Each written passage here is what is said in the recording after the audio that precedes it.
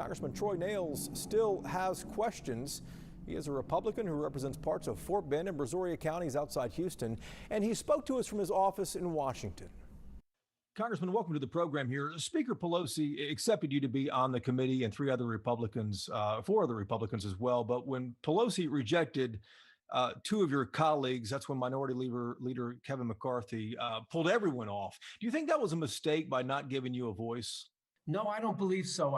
And first off, Jason, thank you for having me. No, what happened is Speaker Pelosi had her pick. She chose 8, and Leader McCarthy had the ability to select 5. He selected 5 with Mr. Banks and Mr. Jordan and I and others. But when she rejected 2, what she did is she rejected all 5. In the history of this institution, in over 230 years, it's never happened where the speaker has rejected the picks from the minority. It's never happened before. So she really, quite honestly, when she rejected 2, she rejected all 5.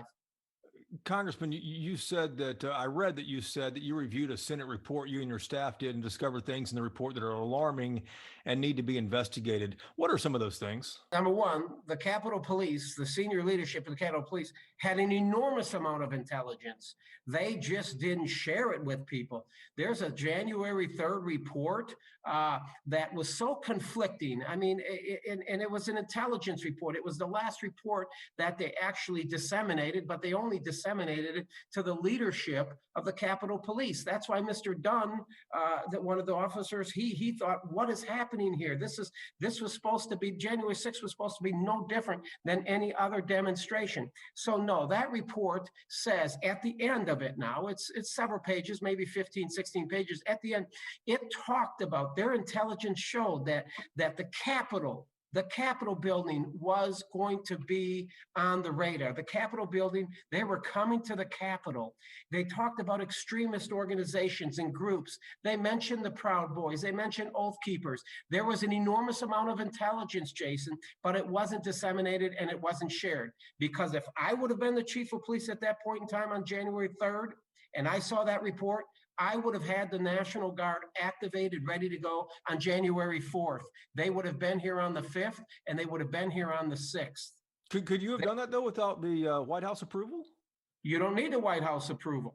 What you need is it's called the Capitol Police Board, which is made up of the 2 sergeant at arms, okay, the 2 sergeant at arms and the architect of the Capitol. So I think the chief of police would have shared that information to those gentlemen, Mr. Irving and Mr. Stanger. I think they could have got that done. And ultimately, yes, you would work with the DC Capitol, or the DC National Guard, General Walker. You would have had the Guard here on the 4th. They should have been here on the 4th. Congressman, I want to switch gears in the final moments here, too.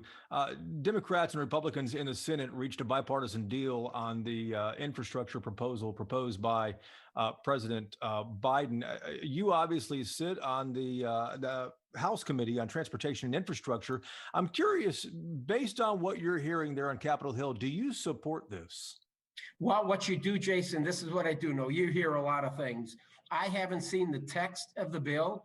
I don't know exactly, there was we saw a picture on the lawn a couple of weeks ago where President Biden came out and said that he had Republicans in Senate and Democrats working together on a bipartisan infrastructure bill, but I haven't seen the bill in its current text, so I'm going to reserve judgment on whether I will support this bill or not. I just haven't seen it.